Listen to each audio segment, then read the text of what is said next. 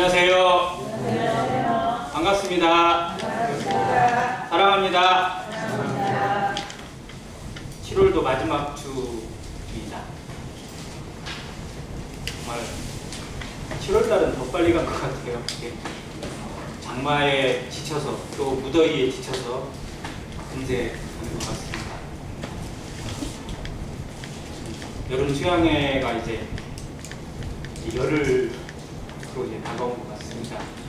더 기도해 주시고 또 모든 성도들이 함께하기를 원하는 마음이 있습니다. 여름이 되면 여러 행사들을 좀 많이 하는 것 같아요. 원래 코로나 때문에 계속 못하던 것을 올해부터 회복되어져서 웬만한 캠프들도 하고 이렇게 하다 보니까 많이 바빠지고 또 한편에서는 진짜 교회가 교회다워지는 것 같은 느낌도 좀 있습니다. 네, 기도 요청을 했던 것처럼 월요일부터 목요일까지 호남 학생 캠프가 관촌 사선대에 있는 임실 청소년 수련관에서 있었습니다. 저에게 그룹교사로 참석해 달라고 요청이 와서 참석을 했고 아이들과 함께 유익하고도 어떻게 보면 은혜를 넘치는 그런 시간을 마련했습니다. 저는 그 수양회나 이런 데 참석을 하면 이 명찰들을 주잖아요. 원래 이게 반납을 해야 되거든요. 왜냐하면 다음에 또 써야 되니까. 근데 저는 웬만하면 가져와요. 이걸 많이 모아놨습니다. 근데 이걸 제 스스로 이렇게 모아놓은 거를 보면 한편에서 좀 뿌듯하기도 하고 또 한편에서 감사가 되기도 하고 어떻게 보면 저에게는 또 하나의 흔적인 것 같아요. 그래서 이번 수양회를 한번 겪으면서 했던 간증도 드리고 또 수양회에 주되었던 말씀을 함께 교제하는 시간이 됐으면 좋겠습니다. 겨울에 거기에서 수양회를 했었어요. 학생 수양회를. 네, 코로나 때문에 좀 눈치 보다가 그때는 정말 도전하는 마음으로 했었는데 그때 장소도 괜찮은 것 같고 반응도 나쁘지 않아서 올 여름에도 그곳에 장소를 정했고 했습니다. 사선대는 원래 관광이잖아요. 그런데 그 옆에 넓은 터를 좀 개발을 해서 거기에 수영관이 이렇게 들어와 있거든요. 지어진 지가 한 10몇 년 됐다 보니까 장소도 깨끗한 편이고요. 그 다음에 전체 홀이 그 중앙 무대식으로 딱 이렇게 꾸며져 있어가지고 집중하기가 참 좋습니다. 저희가 좀 규모가 좀 되면 저도 저희 수양회를 거기서 했으면 좋겠다는 생각도 들기도 하던데 규모가 좀 그렇고요. 이번에 그 학생들 원래 한 100여 명 정도 했었는데 나중에 추가 신청이 있어가지고 한 112명 정도가 신청을 했어요. 근데 중고등학생이잖아요. 그런데 그 중에 구원받은, 침례받은 성도들보다 구도자, 또 복음을 좀 들었지만 아직 구원의 확신을 받지 못하고 침례받지 못한 학생들이 훨씬 많았어요. 70여 명 정도가 구도자였어요. 그리고 이제 그들을 돕고 하는 그룹 교사들이나 찬양 인도팀, 여러 가지 서브적인 것들을 도와주는 교사들이 약 50명 정도 있었고요. 그리고 저희처럼 이제 상담을 맡고 개별 상담을 해주는 그런 상담 교사들도 약 20여 명 정도가 참석을 했습니다. 그래서 전체적으로 보면 한 200여 명 정도가 함께하는 규모 있는 그런 수양회가 됐고요. 중요한 건 이제 그 학생들이 대부분은 다 교회를 계속 다니던 학생들, 또 교회에서 이제 초청을 해서 온 친구도 있지만 대부분 복음을 웬만큼은 들어갔어요. 주일학교 때부터 들어갔던 애들이 많아서 그거를 어떻게 잘 점검을 하고 어떻게 확진시키고 어떻게 확증을 하느냐가 대단히 중요한 작업이었는데 이제 반별로 이제 분별을 합니다. 제가 누가반이라고 해가지고 중학교 2학년 남학생을 맡았어요. 근데 명단을 딱 받았는데 12명이 들어있어요. 전에 제가 지금까지 기억에 제일 많이 맡았던 게 한 8명 정도 되는 것 같은데 10명 넘어본 적은 없었거든요. 딱 받았는데 이름이 쭉 써 있는데 2명이 빨간 글씨로 써 있더라고요. 그리고 처음에 2명만 구도자가 생각을 하고 제가 성도님한테 그 내용 올렸었잖아요. 12명 중에 2명이 구도자입니다. 기도해 주세요. 했는데 나중에 이제 거기다 뿌려봤더니 그 2명은 늦게 신청을 해서 빨간색으로 올린 거고요. 10명이 구도자래요. 10명이 구도자고 구원받은 학생은 둘. 그런데 나중에 한 명이 또 왔어요. 그래서 구도자가 11명, 총 13명은 학생을 이렇게 상담을 하고 교제를 했습니다. 좀 벅찬 느낌이 좀 들더라고요. 애들 상담하는 시간들도 아무리 애들이라고요, 상담하다 보면 20분, 30분은 기본이에요. 얘들을 다 할 수도 없을 것 같고 참 부담이 좀 없지 않아 있었는데 여기저기서 도와주는 손들도 있었고 해가지고 전체 다 상담을 다 했고 또 본 학신이나 이런 받은 학생들도 중에 8명이 보내기로 했습니다. 돌아보면 제가 지금까지 참석했던 학생 캠프 중에 제일 기도도 많이 했고 또 제일 은혜가 넘친 그런 수양회가 아니었나라는 생각이 좀 들었습니다. 이번 수양회 주제가 좀 의미가 깊어서 성도들과 같이 교제를 하기로 합니다. 같이 한번 따라해주세요. 와서 보라. 간단합니다. 근데 의미가 상당히 좀 생각해 볼 만하더라고요. 와서 보라. 어떤 의미인지 알겠죠? 네. 뭐 하는 거예요? 와서 보라? 들어보라는 얘기고요. 또 전도하는 겁니다. 이 학생들에게 주제로 이게 합당한가 싶을 만큼 제가 보기에 좀 중학생들에게 전도해야 된다, 전도해라 이런 것이 과연 맞을까 싶었는데 아이들이 의외로 잘 받았어요. 이미 구원받지 않고 구원에 대해서 많이 들어왔던 학생들도 오히려 전도에 대해서 자극을 받고 진짜 친구들을 전도해야 되겠구나라는 생각을 가져봤어요. 그래서 정말 성도들도 이 말씀을 듣고 정말 전도의 중요성을 생각하고 우리 삶에 정말 내 영혼에 내 이름표 뒤에 내 생명책의 뒤에 꼬리표가 딸려 있어야 될 거 아니에요. 나를 누군가가 인도해서 내가 이름표를 달았는데 내 이름표 뒤에는 과연 누구를 달아줄 것인지 누구와 얼마나 연결될 것인지 기도 제목이 되었으면 좋겠습니다. 요한복음 4장 먼저 읽겠습니다.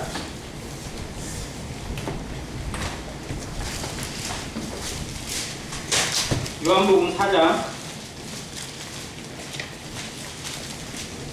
28절부터 30절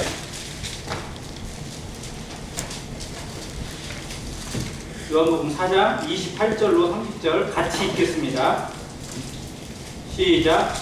여자가 물동이를 버려두고 동네로 들어가서 사람들에게 이르되 내가 행한 모든 일을 내게 말한 사람을 봐서 보라. 이는 그리스도가 아니냐 하니 그들이 동네에서 나와 예수께로 오더라. 아멘. 주제의 말씀을 이 구조로 잡았거든요. 사마리아 여인, 수가성에 죄 많고 불쌍한 이 여인이 예수님을 만난 이후에 예수님을 통해서 교제하고 예수님의 그 마음을 통해서 자기 마음속에 담겨있던 갈증을 해결하고 내가 생각해왔던 모든 것들의 해결을 받고 정말 인생의 가장 중요한 문제를 해결을 받았어요. 그런 다음에 어떻게 했느냐는 거예요. 우리는 하나님을 만나고 싶어서 예수님을 통해서 구원받고 싶어서 만난 게 아니라 어떻게 보면 누군가의 강권에 의해서 또 누군가가 끌어서 어떻게 보면 하나님 앞에 선 사람들입니다. 그런데 그 하나님을 통해서 예수님을 통해서 우리의 문제가 무엇인지 내 인생의 진정한 과제가 무엇인지 주님이 하나님이 나를 위해서 무슨 일을 하셨고 얼마나 놀라운 일을 행하셨는지를 듣게 되었습니다. 그리고 그 들은 바의 말씀을 마음에 받고 믿게 되었습니다. 그래서 뭘 받았다고요? 구원을 받았습니다. 자, 근데 그게 끝이에요. 구원 받았으니까 되었다가 아니라 진짜 구원은 완성이에요, 시작이에요? 시작이잖아요. 구원은 시작입니다. 출생이에요. 태어난 겁니다. 그 다음에가 더 중요한 거잖아요. 태어난 아이가 어떻게 자라느냐가 중요하고 태어난 아이가 어떤 일을 통해서 그 삶의 가치를 드러내느냐가 중요합니다. 이 여인이 과연 어떻게 했을까요? 이 여인은 나중에 정말 살펴볼 수 있는 기회가 됐으면 좋겠지만 동네 사람들 얼굴을 피한 사람들이에요. 동네 사람들이 쳐다도 안 봐요. 그래서 우물가에 물을 길러 가는데 언제 간다고요? 남들이 안 가는데 남들이 가는 시간이 주로 아침 저녁이에요. 왜냐면 한낮이 너무 뜨거우니까. 그래서 그 시간을 피하는데 남들이 안 가는 시간에만 물을 길러 가요. 왜요? 사람들 보면 요거도 먹고 창피하고 부끄러우니까. 그래서 정말 낯을 피해서 그렇게 갔던 여인. 근데 그 상황이 왜 그랬는지 우리가 알죠. 숨기고 싶고 감추고 싶고 어떻게든 정말 버티긴 버텨야 되니까 살았던 이 여인이지만 정말 예수님이 그 여인을 만나기 위해서 사마리아 성을 직통해서 가셨고요. 수가성에 가셔서 우물가에서 기다리고 계셨어요. 그래서 예수님을 만나게 됐습니다. 자기에게 말 걸어오는 이 남자가 도대체 누군지, 자기에게 물을 달라고 하는 이 남자가 도대체 무슨 속셈을 가지고 나한테 찾아온 것인지 알지 못했어요. 처음에 이상한 눈으로 봤습니다. 그런데 그분과 대화를 하다 보니까 점점 끌리게 되고 자기 마음속을 꿰뚫어보고 있는 그 놀라운 곳에 마음이 찔림을 받았어요. 결정적인 게 남편이었죠. 아무튼 그 과정을 통해서 이 여인은 예수님을 만났습니다. 그리고 자기 속에 있는 것을 떠났어요. 그동안 다른 사람들과 별로 교류도 없었기 때문에 마음에만 가지고 있었던 그 생각을 예수님께 풀어놓게 됐고, 자기 마음속에 가지고 있던 소망, 정말 메시아가 반드시 올 것이다, 내가 들었던 그 메시아가 반드시 오게 되면 내 인생의 문제, 내 속에 있는 문제를 해결해 주실 것이라고 막연하게 붙잡고 있던 그 소망을 그분을 통해서 얻게 되었습니다. 내게 말하는 그가, 내게와 말하고 있는 내가 바로 그다 라고 했던 음성을 들을 때 그의 속이 풀렸습니다. 그의 갈증이 해결되었고요, 영원히 목마르지 않는 물, 영원한 생명의 근원 되신 예수 그리스도를 자기 마음에 영접하는, 구원받는 기적을 얻게 되었습니다. 그런데 그 다음에 이 여인이 행한 일이 놀라요. 여인이 뭐를 버려뒀다고요? 물동이. 자기가 지금까지 겨우겨우 버티며 살아온 삶의 어떻게 뿌리 같은 거예요. 물동이. 그곳에서 물 없으면 죽잖아요. 그리고 그 물동이는 자기 생명의 어떻게 보면 마지막 보루 같은 거예요. 근데 그 물동이를 버려뒀어요. 이제 내 인생 여기에 머물지 않는다라는 거예요. 이것으로 살지 않는다는 겁니다. 여기에 머물지 않고 여기에 붙잡힐 수 없다라는 것을 생각합니다. 그래서 버려뒀어요. 제자들이 배를 버려두고 그물을 버려두고 예수님을 쫓았던 것처럼 이 여인도 모습 똑같아요. 정말 제자가 되었습니다. 그리고 어떻게 해요? 버려두고 갑자기 어디로 가요? 동네로 가요. 자기를 제일 잘하는 사람들, 자기를 손가락질하는 사람들, 그곳에 가서 외칩니다. 내게 와서 내가 행한 모든 일을 내게 말한 이 사람을 뭐하라고요? 와서 보라는 거예요. 와서 만나보라는 겁니다. 들어보라는 거예요. 이는 누가 아니냐? 그리스도가 아니냐? 이분은 그리스도가 아니냐? 이분은 하나님이 아니냐? 이분이 진짜 메시아 아니냐? 라고 전도를 하고 있습니다. 자, 예수님을 만난 사람들이 여럿 있습니다. 성경은 예수님을 만난 사람들에 대해서 다양한 모습으로 표현해주고 있어요. 어떤 사람은 예수님을 만나서 정말 병을 가졌습니다. 문둥병이 고쳐짐을 받고 죽었다가 살아난 사람도 있고요. 정말 몇 년 동안 눈이 어두워져서 듣지 못했던 사람, 38년 동안 인자에서 일어나지 못했던 안전뱅이도 일어나고요. 별의별 사람들이 다 예수님을 만나서 자기 문제를 해결을 받았습니다. 그런데 그것으로 끝나는 사람도 있고 그 뒤에가 아름답게 이어지는 사람도 있어요. 또 어떤 사람은 예수님을 만나면 계속 이 선입견에 사로잡히고 계속 예수님을 어떻게 시험할까, 어떻게 공격할까, 어떻게 무너뜨릴까 이 생각만 하고 살아왔던 바리새인들도 없지 않아 있었습니다. 그런데 정말 성경이 보여주는 아름다운 열매들은 예수님을 만난 이후에 태도가 바뀌고 삶의 목적이 바뀐 사람들에 의해서 기록되었습니다. 기독교는 그런 사람들에 의해서 기록되어 왔고 지금까지 지켜져 왔습니다. 교회는 그렇게 해서 세워졌고요, 그렇게 지켜가야 합니다. 우리도 누군가에 의해서, 누군가가 자기의 구원에 만족하지 않고 자기가 얻은 구원, 생명에 만족하지 않고 나에게 전해주고 나를 위해서 기도해주고 나를 위해서 아끼지 않고 시간과 모든 물질을 투자한 누군가에 의해서 내가 여기에 앉아있고 여기에서 하나님을 위해 일하는 자가 되게 하셨습니다. 그러면 그 은혜가 나를 도왔을 때 피로 말미암아, 땀으로 말미암아, 눈물로 말미암아 나에게 온 이 은혜가 나를 통해서는 멈춰서는 안 된다는 겁니다. 나도 통로가 돼야 돼요. 나도 누군가에게 흘러가야 되잖아요. 이게 막히면 얼마나 답답해요. 하나님의 은혜의 통로가, 구원의 통로가 이 안행교에서 머물지 않기를, 안행교를 통해서 전국으로, 전주로, 완산구로 우리가 살고 있는 모든 지역 곳곳으로 사람들의 마음속으로 흘러가도록 우리는 기도해야 되고 힘써야 될 사명이 있어요. 이게 주님을 만난 겁니다. 주님을 만난 성도들이, 주님을 만난 교회가 주님의 이름으로 살고 주님의 말씀으로 산다고 하는 것이 무엇인지를 이 전도라는 가치에서 한번 생각해보는 시간이 되기를 원합니다. 요한복음 1장도 잠깐 볼게요. 요한복음 1장 39절입니다.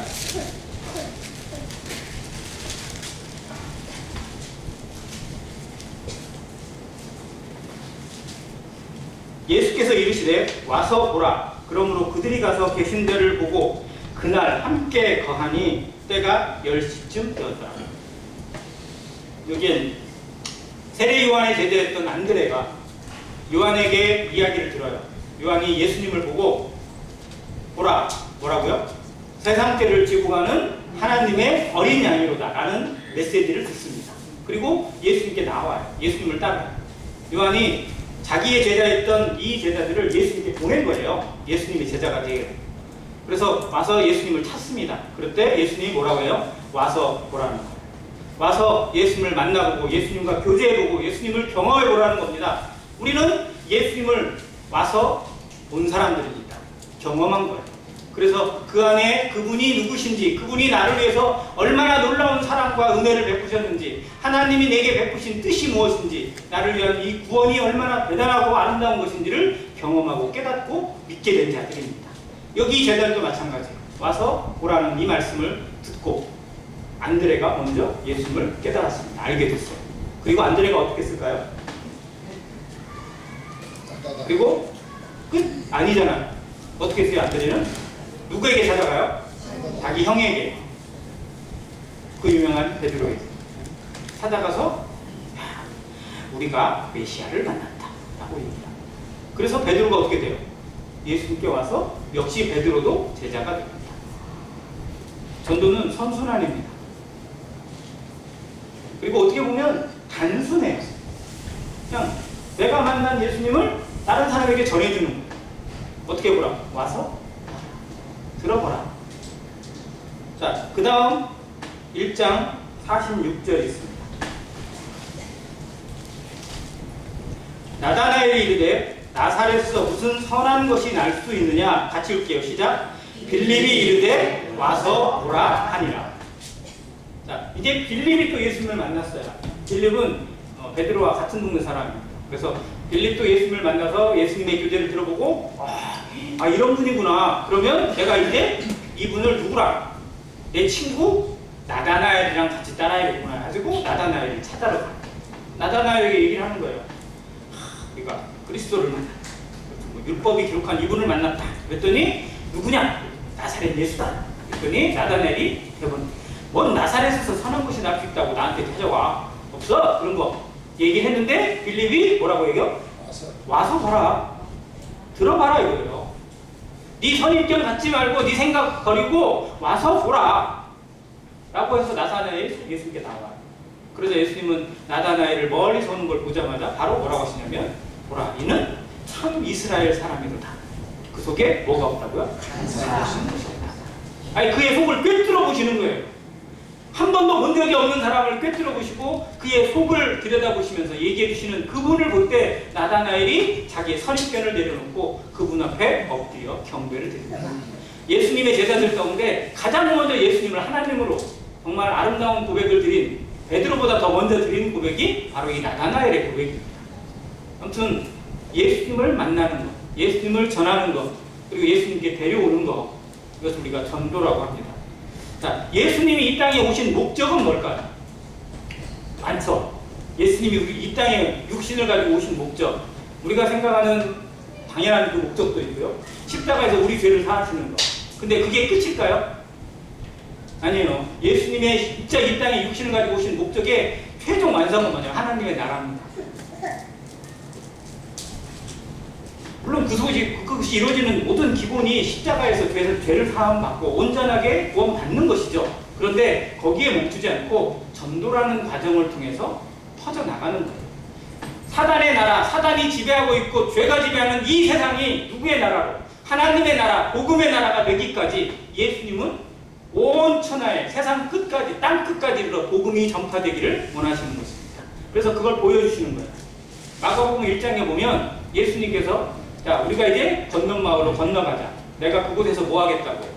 내가 그곳에서도 전도하리니 내가 이 일을 위하여 왔노라라고 하셨어요. 뭘 위해서 오신 거예요? 전도를 위해서 오셨어요. 그분은 만나는 사람마다 복음을 전했고 하나님의 나라를 전하셨어요. 예수님께 찾아오는 사람들은 자기 목적을 가지고 찾아왔어요. 눈먼 사람은 뭐를 위해서? 눈 고치기 위해서. 아픈 사람은 병 고치기 위해서. 배고픈 사람은 먹을 걸 해결하기 위해서 예수님께 찾아왔어요. 그러나 예수님이 진정 주고자 하는 건 그들의 욕구를 채워주는 것이 아니라 뭐를 전하시는 거예요? 전도하시겠습니다. 하나님의 나라를 전하시고 진짜 이 땅에서 이루어진 먹고 살고 누리는 것보다 더 큰 것이 있음을 알려주시는 것이 예수님의 목적이었습니다. 그래서 요한복음을 읽어보면 기적이 7번 나와요.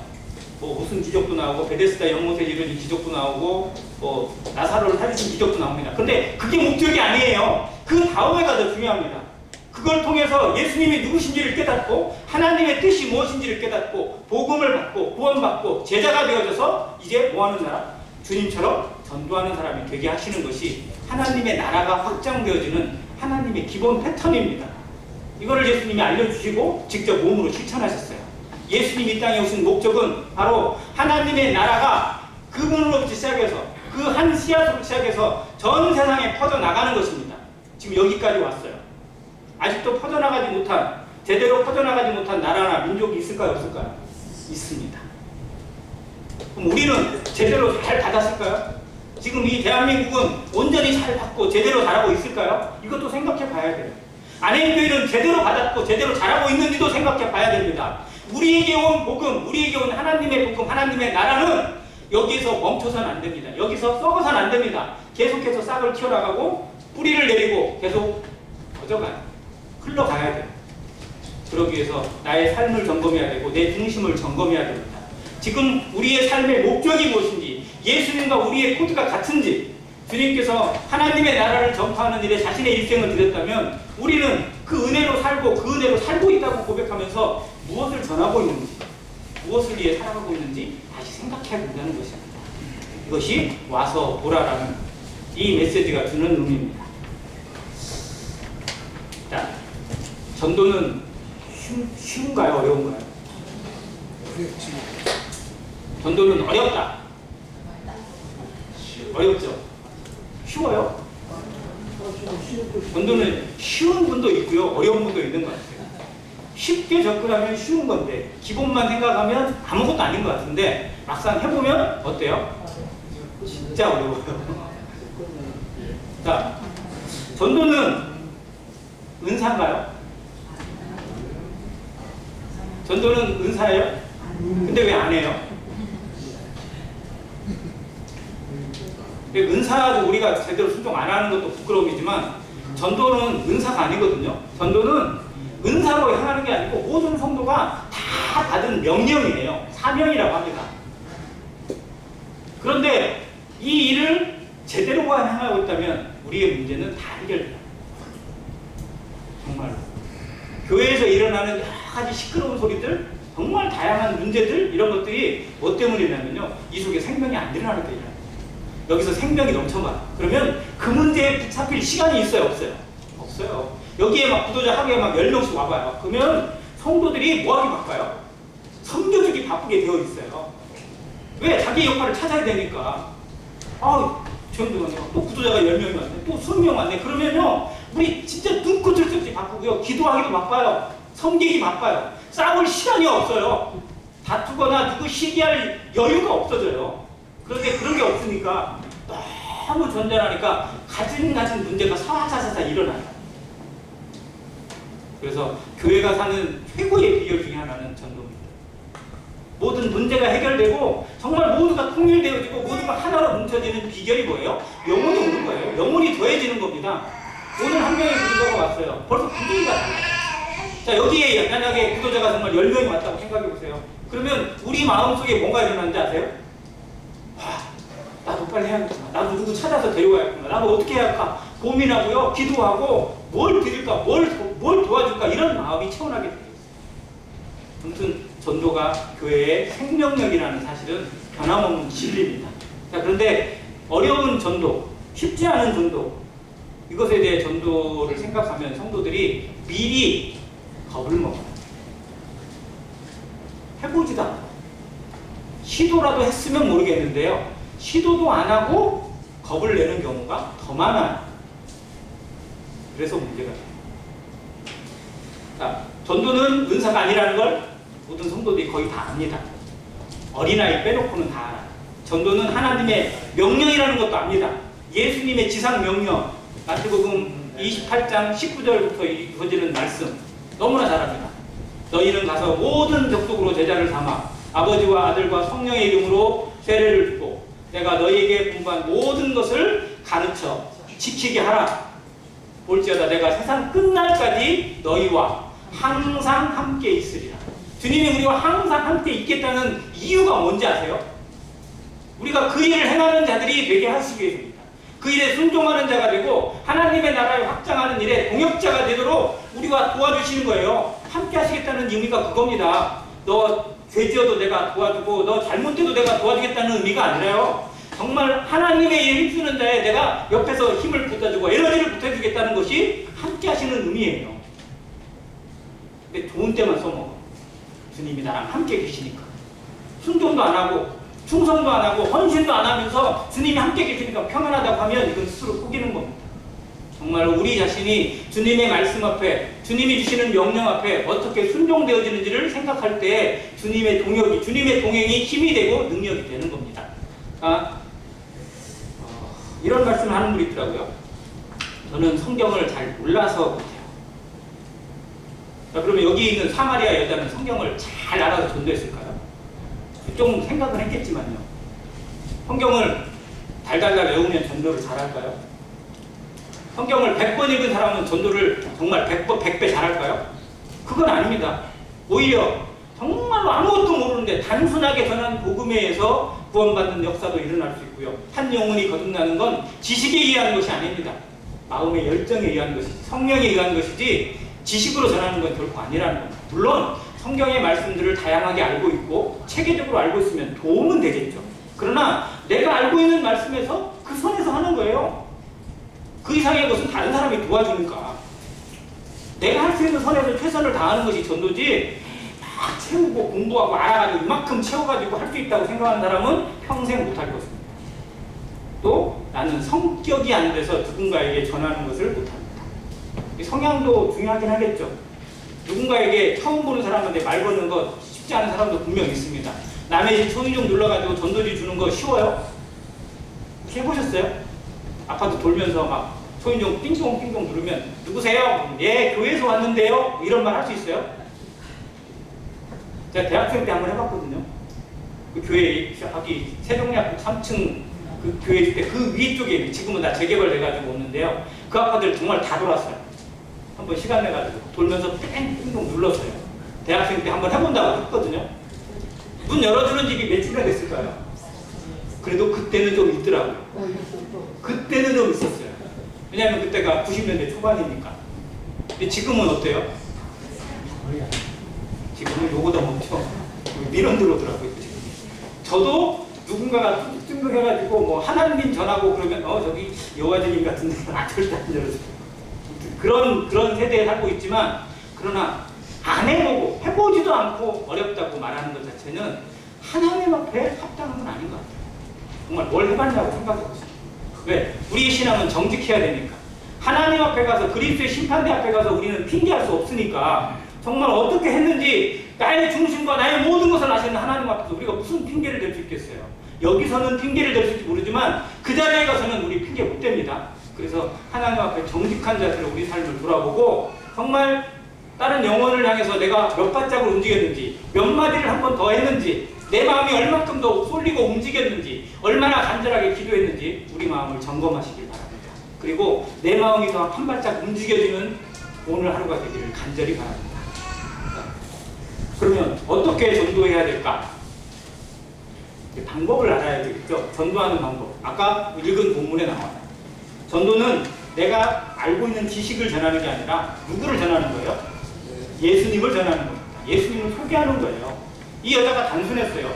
와서 보라. 내가 있었던 일들을 다 나에게 알려준 이 사람을 와서 보라. 이분이 누구다? 그리스도다. 알려주는 겁니다. 우리가 예수님을 만났어요? 안 만났어요? 만났어요? 잘 만나셨습니까? 정말 잘 만나셨다면 잘 전할 수 있어요. 알려주려면 누군가에 대해서 알려주려면 그 사람에 대해서 요만큼만 알아서는 안 돼요. 좀 더 알아야 돼요. 더 알아가보자 해야 돼요. 그래서 그리스도라는 지식에서 자라가야 할 필요가 있어요. 성도는 아는 만큼 믿고 아는 만큼 행하고 아는 만큼 전할 수 있어요. 우리가 그리스도를 얼마큼 알아가고자 하는 열망이 있는지가 우리의 전도의 하나의 그릇이 됩니다. 정말 주님을 잘 전하려면 주님을 잘 만나야 돼요. 인격적으로 만나야 됩니다. 지식이 아니라 삶의 경험으로 만나고 함께 하시는 능력으로 만나게 될 때 그분을 전하는데 확실해져요. 가끔 사람들이 다른 사람에게 자기 친구를 소개합니다. 알려줄 때 있잖아요. 뭔가 어려운 일을 당한 사람이나 힘든 일을 겪거나 뭔가 했을 때 내 친구 중에 거기에 도움이 될 만한 사람이 있어요. 그러면 어떻게 소개했죠? 제가 그 친구를 연락처도 몰라. 이름만 겨우 알고 있어요. 그럼 소개해 줄 수 있어요? 조금 좀 도움은 될 것 같긴 한데 내가 뭐라고 말을 꺼내줘야 되는데 꺼낼 기미가 안 보이잖아요. 근데 뭐 한 달에 한 번씩 만나서 밥도 먹고 서로 연락도 자주 하고 뭐 이러는 사이다. 그러면 소개해 주는데 어려움이 왜 안 돼요? 안 되는 거예요. 잘 알아야 소개해 주는데 당당합니다. 예수님과 교제가 예수님과의 사귐에 있어서 우리의 삶이 정말 끈적끈적하니 정말 깊은 교제가 이루어지면요 누군가에게 예수님을 알리는 데 있어서 당당해요. 그럼 들어봐. 왜? 내가 확실하니까. 그런데 이 부분이 확실하지 못하잖아요. 그러면 전도해야 되니까 전도해라는 명령은 아니까 그냥 한번 이게 내가 뭐 빚쟁이한테 뭐 쫓기는 것 같은 그런 느낌을 할 때가 있어요. 이거를 벗어나기 위해서 우리는 예수님과의 교제가 더욱 밀접해져요. 그래서 전도는 우리의 삶 자체의 모든 것이 바뀌어지는 하나의 패턴이 돼요. 그래서 전도하는 거 어려운 거긴 하지만 힘든 일이긴 하지만 예수님을 소개하는 거고 예수님을 만나는 내가 예수님을 경험한 것을 그대로 알려주는 과정이 되어야 됩니다. 자, 전도의 원칙을 하나 소개해드리겠습니다. 전도의 원칙. 전도는 단순합니다. 어떻게 보면. 그런데 교회가 행하는 사역 중에서 가장 중요한 일 중 저는 예배만큼이나 전도가 중요하다고 말씀드리고 싶습니다. 주님이 명하신 것입니까?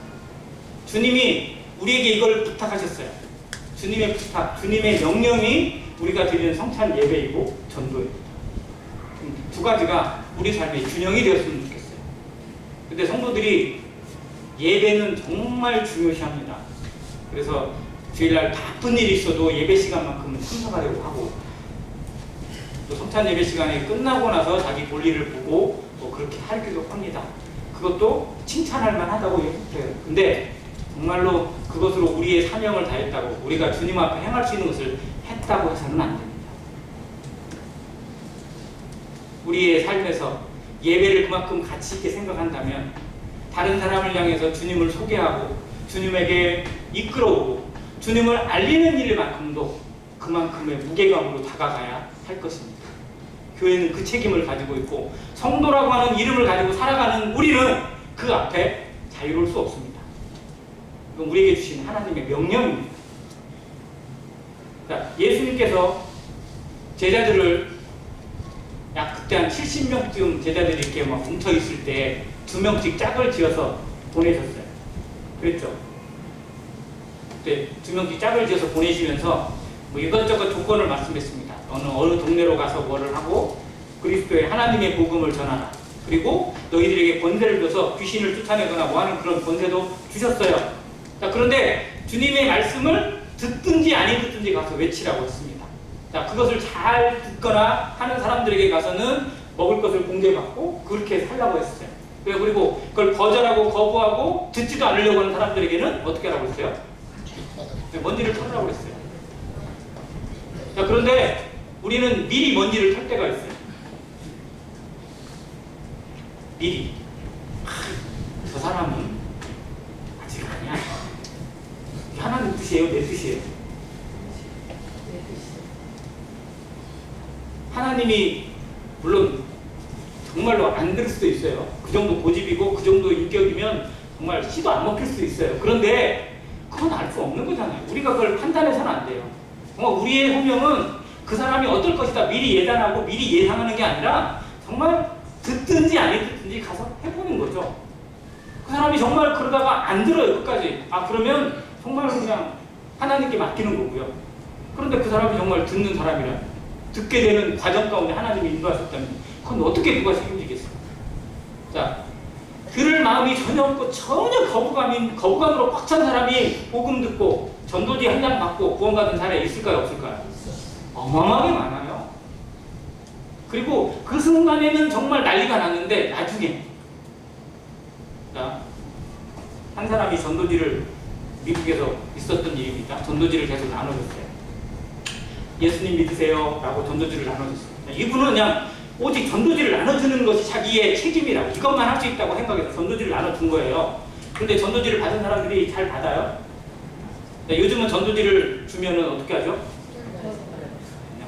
그냥 쓰레기통에 들어가요. 대부분이 다 들어가요. 자, 그런데 그때만 해도 전도지를 받고 읽는 사람이 있었고요. 제가 대학교 때도 뿌려봐도요, 읽는 사람이 있었어요. 자, 그런데 한 사람에게 전도를 줬는데 이 사람이 술이 이만큼 올라갔어요. 이런 사람은 피해야 돼요? 안 피해야 돼요? 가급적이면 피하는 게 나을 것 같아요. 제 생각에도 안 줄 것 같아요. 근데 이 사람한테도 준 거예요. 예수님 믿으세요. 근데 이 사람이 술 먹고 지금 화가 날 만큼 나 있어. 그리고 지금 화풀이할 대상을 찾고 있는 사람이었어요. 그러니까 어디서 막 열이 만큼 올라가 있는데 뭐 예를 들어서 전봇대도 화풀이는 못 하잖아요. 근데 뭔가 그냥 자기한테 걸려라 이런 마음으로 그냥 술 취하고 이렇게 가고 있는 사람한테 전도지를 주면서 예수님 믿으세요 라고 했더니 이 사람이 갑자기 딱 봤더니 막 응? 뭐야 이건 그러더니 그냥 갑자기 느닷없이 이 사람이 뺨을 때려버린 거예요. 전도지 뿌리다가 뺨 맞았어요. 저희 모임에도 그런 분이 있어요. 공원에서 전도하다가 그냥 뒤통수 그냥 얻어마신 분이 있어요. 자, 우리는 그런 일 당할 수 있어요. 그냥 얼떨결에 정말 이유를 알 수 없는데 그런 일을 당할 수 있어요. 자, 근데 이 사람이 뺨을 맞고 얼마나 억울해요. 그런데 그 사람 얼굴을 이렇게 한번 들여다보고 마음속에 기도가 되더래요. 참 불쌍하구나라는 생각이 들어서. 자, 그런데 이 사람, 뺨을 때린 사람이 집에 갔어요. 집에 가서 잠을 딱 자고 일어났대요. 일어나서 생각해보니까 어젯밤에 뭔 일이 있었던 것 같아, 자기한테. 잘은 기억이 안 나는데 누가 나한테 뭐라고 한 것 같은데? 근데 갑자기 생각해보니까 자기가 술이 이만큼 취했는데 뭔가 화풀이를 찾고 있었고 막 그 생각이 떠오르더래요. 그러다 보니까 쭉 생각하다 보니까 그 일이 떠오르더래요. 갑자기 한 사람이 자기한테 왔는데 늦어서 자기가 그 사람의 뺨을 때린 거야. 생각해보니까 너무 잘못한 것 같아요. 이건 아닌데 아무리 생각해도 내가 왜 그 사람의 뺨을 때렸는지 이해가 안 되잖아요. 그러고 나서 이제 고민하고 있는데 갑자기 호주머니에 뭐 하나 꾸깃꾸깃하게 들어있더래요. 꺼내봤더니 뭐예요? 그 전도지가 들어있더래요. 어떻게 보면 우연히 안 버린 거예요. 전도지를 읽어봤어요. 읽어보고 노래를 가지고 엎드렸대요. 나중에 거기를 찾아가서 그 사람을 구원을 받았다고.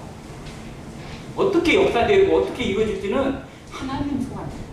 우리가 책임지는 게 아닙니다. 우리는 책임질 수도 없어요. 그럴 능력도 없고 그럴 힘도 없습니다. 그러나 하나님께서 주신 말씀에 순종했을 때 어떤 역사가 이루어질지는 우리가 알 수 없습니다. 자, 전도의 원칙에서 하나님의 도우심을 보게 됩니다. 자, 전도가 단순하지만 어떻게 보면 이론적으로 되게 쉬운 것 같지만 정말 어려워요. 왜 그럴까요? 전도를 해방하는 해방꾼이 있을까요? 없을까요? 전도를 못하게 막는 해방꾼이 있어요? 없어요? 누가 막아요? 사단마귀가 조금의 힘으로 막을까요? 온 정성으로 막을까요? 모든 기략을 동원해서 막아요. 뭘 막아요? 전도를 막습니다. 예배를 막아요. 사단이 가장 막고자 하는 게 뭔지 아세요? 전도예요. 전도하는 열정 뜯으러 막습니다. 그래서 교회에 문제를 일으키는 거예요. 왜? 교회가 하나가 되어버리면 전도로 똘똘 뭉치니까 이런저런 문제, 사람들의 문제를 일으켜가지고 전도는 신경도 못 쓰고 안에서 자존심 싸우게 막 만드는 게 사단의 전략이에요. 자, 그런데 사단이 그냥 막는 게 아니라 온 정성을 다해서 막다 보니까 우리의 힘으로, 우리의 지혜로, 우리의 능력으로 이길 감당이 안 됩니다. 그래서 하나님의 도우심이 아니고는, 하나님의 능력이 아니고는 이걸 행할 수 없어요. 그래서 어려운 거예요. 자, 해봤는데 말 잘 들어요? 교회 가서 한번 말씀 들어보자. 교회 가서 복음 한번 들어보자. 우리 전도 집회하니까 한번 가보자. 그러면 오케이 하고 기다렸다듯이 따라오나요? 따라오는 사례가 10건 중에 몇 건이나 된 것 같아요? 10건 중에 한 건. 돼요? 안 돼요? 안 돼요? 이 정도는 돼야 되는데 정말 쉽지 않습니다. 그러나 우리는 여기에 우리의 목표가 있고 우리의 사명이 있어요. 하나님의 명령이기 때문에. 자, 그러면 예수님이 복음을 전하시면, 예수님이 전도하면 100% 구원 받았어요? 아니에요? 예수님은 하나님이신데 그 하나님의 능력으로, 하나님의 권능으로 복음을 전해도 거절하는 사람이 있다 없다? 있어요. 자, 베드로가 복음 전하고 사도 바울이 복음 전하면 다 돌아오고 다 회개하고 다 구원 받았을까요? 아니에요. 그것도 아니에요. 자, 거절하는 사람은 당연히 있습니다. 왜? 사단 마귀에 붙잡힌 인생이 그만큼 많으니까요. 그거를 이상하게 여길 것도 아니고 실망할 것도 아니에요. 그게 당연한 거예요. 그러면 우리는 그렇게 적극적으로 참석하고 적극적으로 받아들인 사람이에요? 아니에요. 저도 친구 윤석이 형제가 교회 가자고 복음 들어가자고 할 때 2시간 동안 버텼어요. 2시간 동안 안 간다고. 제발 너 혼자 가라고. 왜? 고등학교 3학년 앞두고 뭐 막 그러냐고. 근데 2시간 동안 안 놔주더라고요. 그건 제가 견딜 수 있는 수준이 아니었어요. 그래서 그냥 꼼짝없이 끌려왔죠. 그런데 그게 하나님의 길이었고 하나님의 인도하심인지 누가 생각이나 했겠어요? 우리의 전략도 필요하고 우리의 방법도 필요합니다. 그러나 그 모든 것 위에 하나님의 도우심이 절대적으로 필요합니다. 전도를 위한 가장 중요한 원칙, 무엇으로 시작해야 된다? 전도는 뭘로 시작해야 될까요? 여러 가지 나올 수 있어요. 사랑으로 시작해야 된다. 열정으로 시작해야 된다. 그런데 가장 드리고 싶은 말은 기도로 시작해야 된다. 자, 예수님이 12제자를 택하실 때 제일 먼저 뭐 하셨어요? 기도하셨습니다. 새벽 오히려 미명에 기도하시고 12제자를 택하셨습니다. 제자들을 보낼 때도 기도하시고 보내셨어요. 주님께서 복음을 전하시러 가시는 모든 것 중에 새벽 오히려 미명에 기도하시고 가셨습니다. 왜? 하나님의 뜻이 온전히 이루어지기를 원하는 기도가 먼저 나타나는 겁니다. 우리의 삶에 기도가 살 때, 기도의 능력이 살아갈 때 전도의 메시지가 살아갑니다. 기도하는 힘으로 합니다. 기도의 메시지에 대해서 해야 될 말이 너무 많아요. 왜냐하면 전도는 영적인 전쟁입니다. 누구와의 전쟁이에요? 사단 마귀와의 영적 전쟁입니다. 전쟁을 이기려면 그의 상대에 맞는 전략이 있어야 돼요. 사단 마귀를 이길 수 있는 무기, 영적인 무기, 바로 말씀과 기도입니다.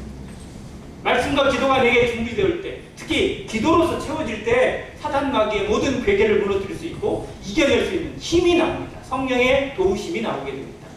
자, 기도하는 성도, 기도를 게을리하면서 기도하기를 쉬는 죄를 범하면서 우리에게서 전도의 열매가, 우리 교회를 통해서 복음의 풍성한 열매가 맺히기를 원한다면 그건 하나님을 속이는 거나 마찬가지입니다.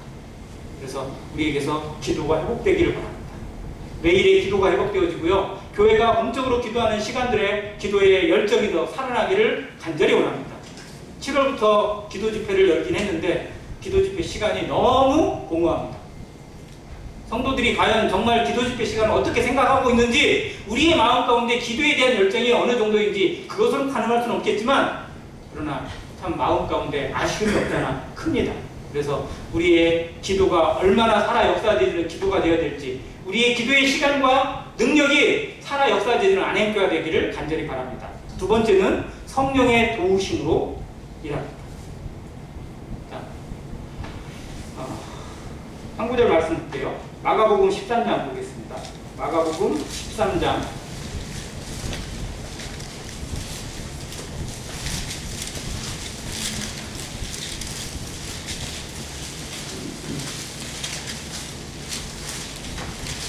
11절.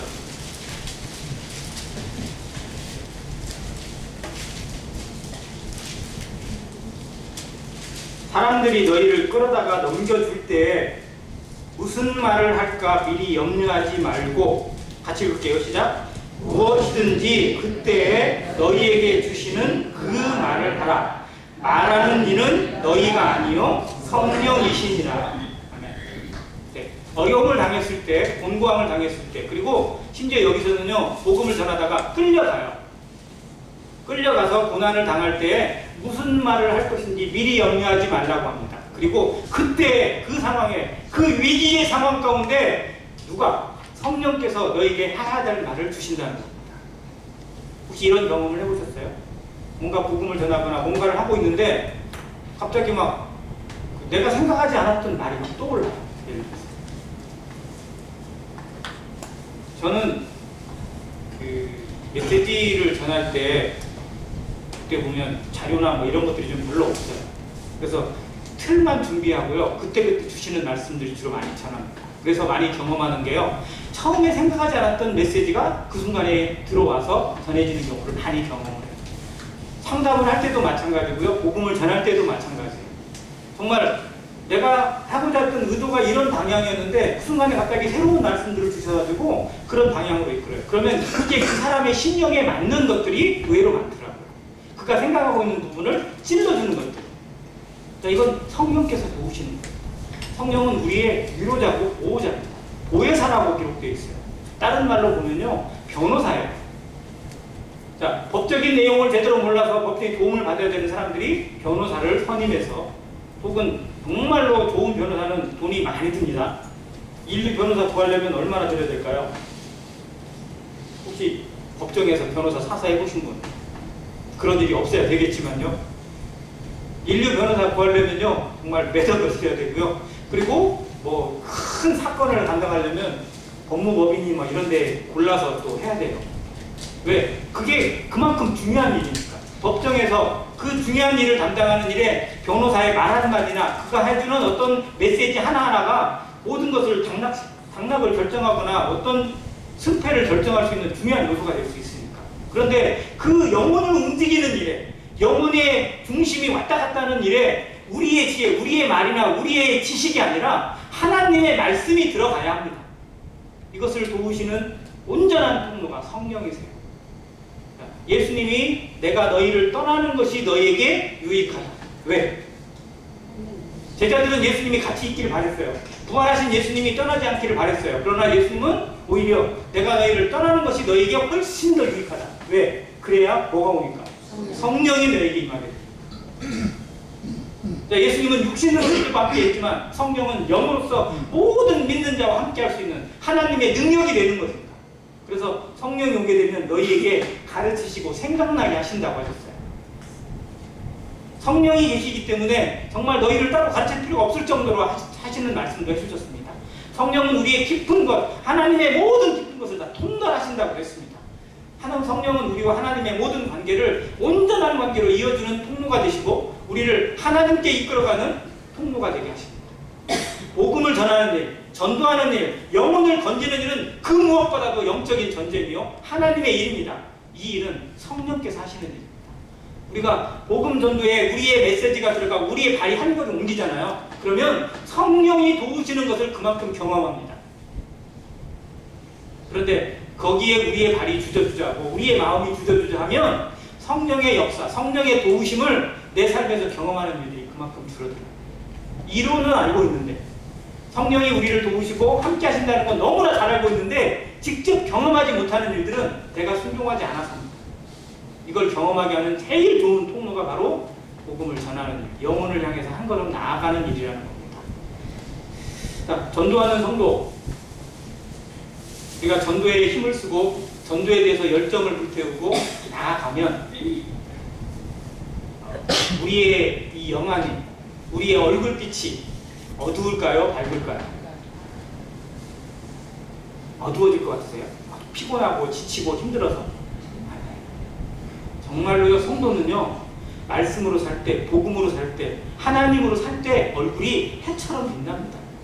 피곤을 이기는 능력이 여기서부터 나와요. 내가 살아있는 삶의 가치를 확인하고요, 내가 존재하는 존재의 목적을 확인하는 겁니다. 아, 정말 내가 인간답게, 내가 하나님의 자녀답게 하루를 보냈구나. 이것이 전도의 뿌듯함입니다.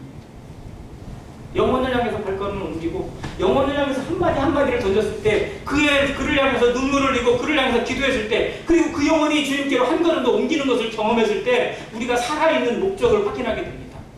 그래서 이 일을 우리가 살아있는 동안에, 교회가 존재하는 동안에 결코 놓아서는 안 됩니다. 전도에 대한 사명을 구약에서 뭐라고 가르치냐면 파수꾼의 사명이라고 합니다. 파수꾼은 밤을 세워서 지키는 자입니다. 파수꾼이 그 일을 다 해서 그 일을 했어요. 적이 오는 것을 알렸어요. 그런데도 준비하지 않아서 망하면 파수꾼은 책임이 있어요? 없어요? 없어요. 파수꾼은 할 일을 한 거예요. 그런데 파수꾼이 졸고 있느라고 또 게을러서 적이 오는데도 그 위험한 사실을 알리지 않아서 망했어요. 그러면 그 핏값을 누구에게 찾는다고요? 이 파수꾼에게 찾는다고 하셨어요. 주님이 오시는 걸 알고 세상이 망하는 걸 알고 세상에 끝이 있다는 걸 알고 죄가 있다는 걸 알고 지옥이 있다는 걸 아는데 내가 아는 사람에게 내가 아는 누군가에게 마음을 있는데 전하지 않아서 그의 영혼이 지옥에 떨어진다면 그의 영혼이 그 속에서 나에게 원망할 겁니다. 그 원망 소리를 감당할 수 있겠어요?